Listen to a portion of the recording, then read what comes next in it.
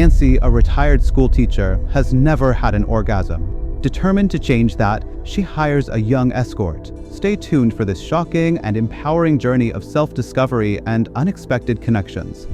Hey folks, Maya here. Heads up, there are spoilers ahead, so grab your snacks and let's dive into today's story. Nancy Stokes rents a pricey hotel room and hires a call boy.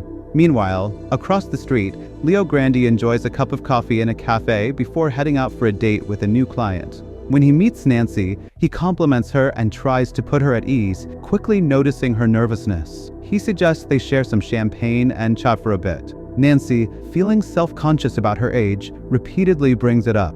However, Leo is unfazed, reassuring her that he's had lovers much older than she is. Nancy is a refined and polite woman who spent years working as a school teacher. She has been a beautiful wife and mother. But after her husband's death 2 years ago and her children moving out, she finds herself alone. Upon retiring, she realizes that much of her life is behind her, and yet she never truly enjoyed intimacy with her husband. By booking a hotel room and hiring a call boy, Nancy hopes to experience pleasure for the first time, something she's only read about in books. She initially asks Leo to get intimate right away, but soon becomes uncomfortable. On one hand, she finds his line of work demeaning, but on the other, she doesn't want to continue talking and prefers to get things over with.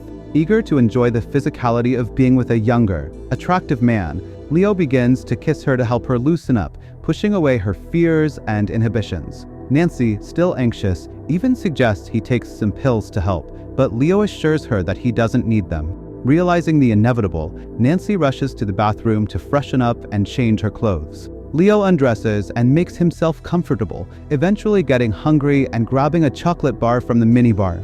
When Nancy returns, however, the smell of the candy bar bothers her, and Leo quickly brushes his teeth to fix it. He soon realizes that it's not about the candy, but rather Nancy's deeper hesitation. She's afraid of being intimate with another man and has second thoughts, offering to pay for the session without going through with it. Leo reassures her that this hesitation isn't weakness, but a carefully thought-out decision. For 30 years, her intimate life has been monotonous, and now she has one last opportunity to change things. It's time to crawl under the covers and truly get to know each other.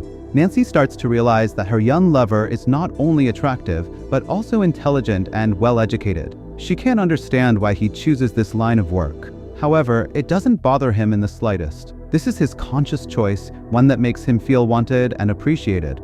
At the same time, he admits that he keeps this part of his life a secret from his mother, telling her that he works on an oil rig. Nancy has 2 children, a wild daughter, and a responsible son who is attending university. She finds them both a bit dull as they are too well behaved, much like she has been throughout her life. Trying to connect with her, Leo gently inquires about her late husband's behavior before intimacy. Nancy reveals that her husband was her only partner, and for 30 years, things had been exactly the same, routine and predictable. She never experienced any real pleasure or excitement in bed. Always following the same script day after day, feeling unsatisfied and emotional, Nancy sheds a tear, confessing that she always dreamed of surprising her husband, of both giving and receiving pleasure. As a young woman, she had a brief connection with a waiter, but any chance of happiness was interrupted by passers-by.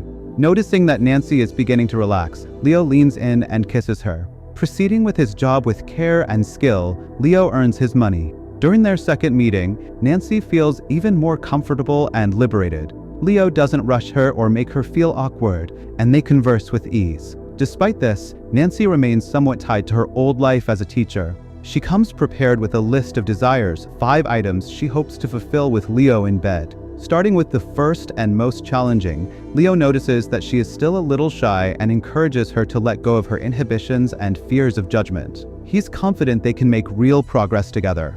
Nancy jokes that even nuns have more experience than her, but she's ready to break free and finally experience something new. However, just as she begins to let go and unbuckle her belt, Nancy becomes nervous, fearing she might not satisfy Leo. He reassures her, joking that the only way she could disappoint him is if she bites him.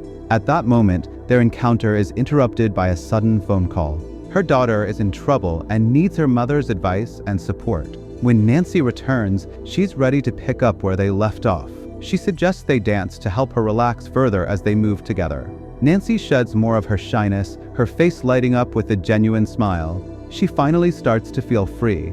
The couple is once again interrupted by another call from Nancy's daughter, which ruins the romantic mood. Exhausted and frustrated, Nancy doesn't want to answer the phone. Leo teases her, asking if she's ready to pick up and say that her mouth is too busy, but she isn't amused by the suggestion. After dealing with her daughter's issues, Nancy is ready to continue where they left off, insisting they get back to business. They take their time, and as she leans against Leo, she feels his muscles and asks him to take off his shirt. Admiring her lover's flawless body, Nancy starts to feel self-conscious again.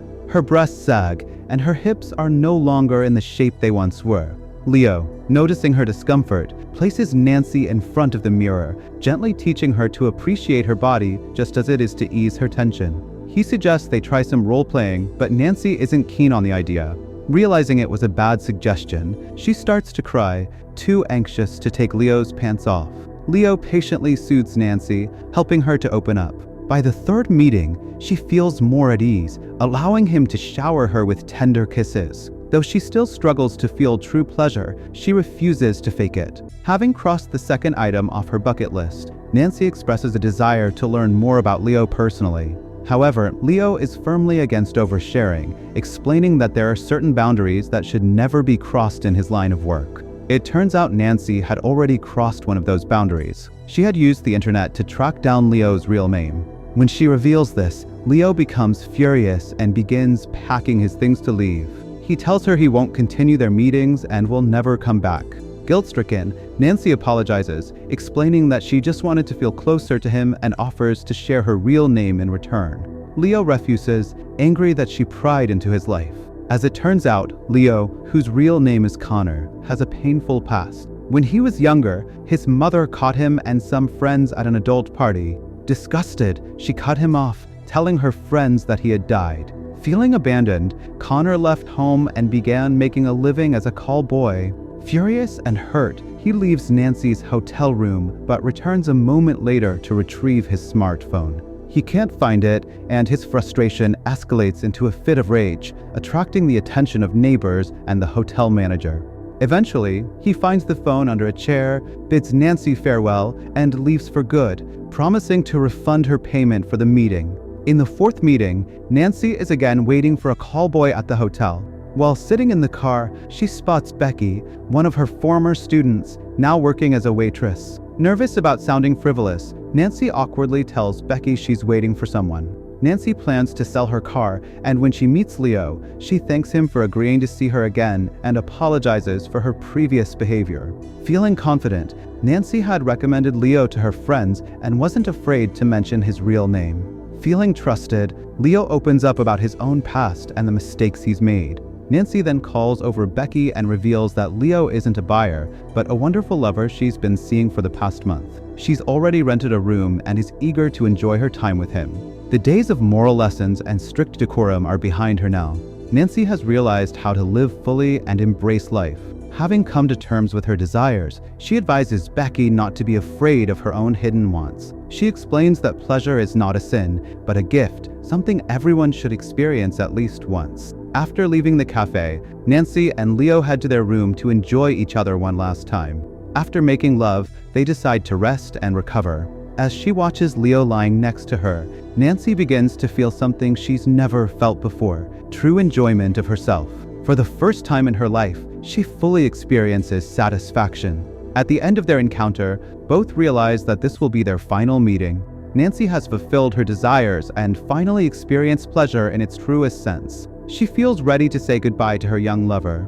Left alone, Nancy gazes at herself in the mirror, and for the first time, she sees no flaws. She feels no fear, no shame. She has finally learned to embrace who she is, and with that comes a deep sense of contentment. This is her ultimate happiness. This is where the movie ends. So that's it. If you enjoyed this movie, share your thoughts in the comments section below. And don't forget to check out the recommended movie on your screen right now. Watch it and join Mahi's movie recaps.